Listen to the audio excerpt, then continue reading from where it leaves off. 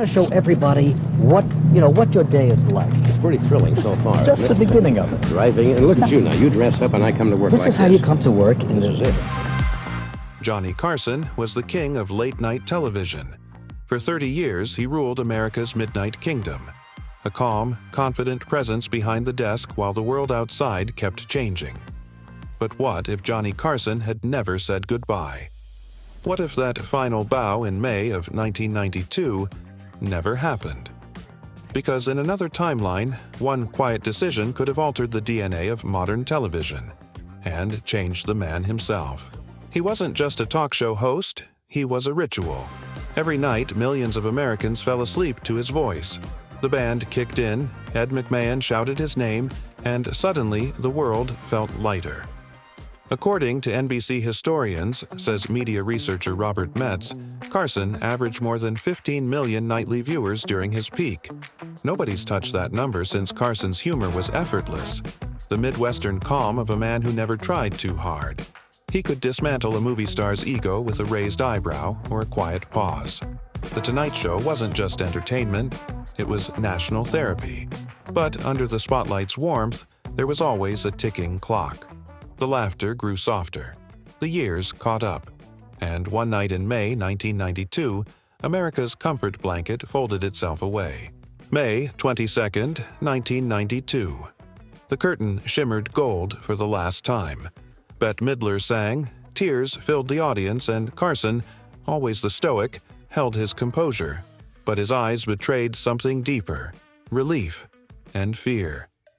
A former segment producer recalled, "He barely spoke after the broadcast ended. He just stood backstage listening to the applause fade away." It was supposed to be closure. But imagine if that curtain never closed. Because if Johnny had stayed even for 5 more years, the entire fabric of late-night television, and Carson's own myth, might have unraveled. The early 1990s were changing fast. Television was younger, louder, and more fragmented. Letterman was rising with his oddball irony. Saturday Night Live was edgier than ever. MTV defined cool. Bill Carter, the journalist who chronicled late night's power struggle, once suggested, if Johnny had chosen to stay, NBC would have backed him forever. But the question was, would audiences? In this alternate history, Carson doesn't retire. He renews his contract quietly. America wakes up to headlines. Carson re-ups through 1997. The reaction? Relief, confusion, and a little disbelief. Leno stays guest host. Letterman keeps waiting. The empire continues. But under that golden comfort lies an uncomfortable truth. Culture was changing, even if Johnny wasn't. By 1993, comedy had evolved. David Letterman's offbeat weirdness was defining a new generation. Jay Leno's fast-paced stand-up charm appealed to middle America. And yet, The Tonight Show remained the cathedral, sacred ground guarded by its aging high priest. According to a former NBC booker, recalled in an interview for TV Insider, Carson didn't hate youth culture, he just didn't get it. The grunge jokes, the MTV references, it all felt beneath him. Imagine Carson trying to interview Kurt Cobain or young Will Smith. The chemistry would have been awkward, fascinating, but off balance. The man who once seemed timeless might suddenly feel old. And behind closed doors, executives would whisper, "How long can the king stay on his throne?" But what happens when a man whose identity is built on being number one starts seeing cracks in his own mirror? By the mid-90s, fatigue would have settled in. The show's rhythms, once graceful, start to creak. Jokes that once landed like thunder now echo softly. A longtime Tonight Show stage manager later revealed, by 91, Johnny was exhausted. He wasn't laughing between takes anymore. In this timeline, that exhaustion deepens. The schedule, the rehearsals, the endless demand to be funny. It's relentless. And there's nowhere to hide. The risk isn't just creative decline. It's heartbreak. The public that once adored him begins to move on. Ratings dip. Critics whisper about Carson fatigue. Even worse, the laughter feels forced. The king of cool becomes a man chasing his own myth. And maybe, just maybe, The audience begins to see through the smile. If Carson stays, everything downstream changes. Letterman never gets the Late Show on CBS. Jay Leno remains the perennial understudy. Conan O'Brien? He never lands late night in '93. Maybe he stays a writer for The Simpsons. Industry insiders estimate, said television analyst Mary Murphy, that Carson's retirement triggered the single biggest talent migration in modern TV. Without that, late night as we know it doesn't exist. Without Carson stepping aside, there's no new generation. No competition, no creative renewal.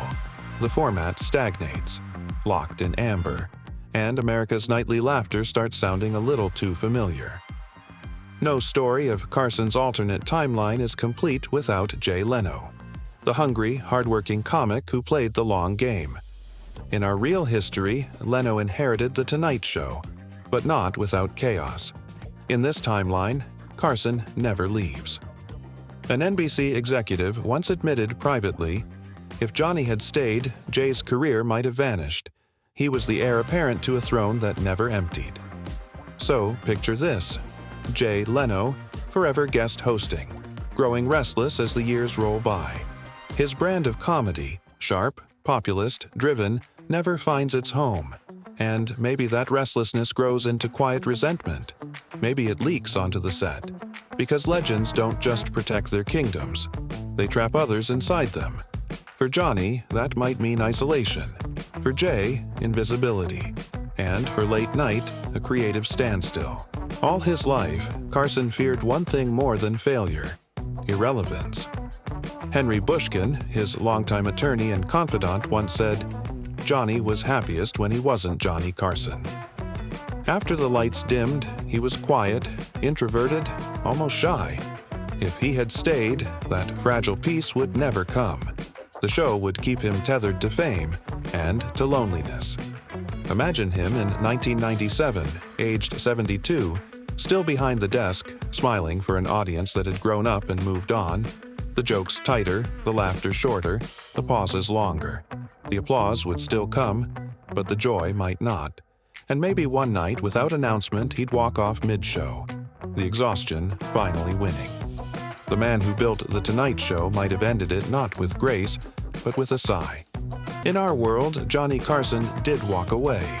He retired quietly, without a farewell tour, without a second act.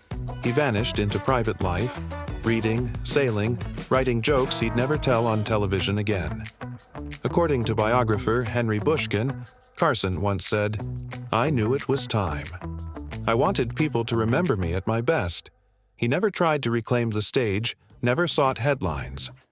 When Letterman launched The Late Show, Carson sent him jokes, anonymously, humbly. That was his way of passing the torch. And maybe that's why his legend endured. Because unlike so many stars who clung too long, Carson understood that silence could be more powerful than applause. David Letterman once called Carson the template we're all chasing. Even decades later, every host, from Conan to Fallon, borrows his rhythm, his restraint, his ability to make a guest shine. In the world where Carson never left, maybe he'd have faded into self-parody, a once great icon out of step with his own era. But in this world, he did something rarer. He ended his story on his own terms. Sometimes, stepping away is the most masterful act of all. Because what Carson proved wasn't just that he could make America laugh, but that he knew exactly when to stop. In the end, the question, what if Johnny Carson never left The Tonight Show, isn't really about television. It's about legacy. If he'd stayed, we might have watched a slow decline instead of a perfect goodbye. We might remember a tired man instead of an untouchable legend. By leaving, Johnny Carson didn't just close a chapter in television history. He wrote its final line.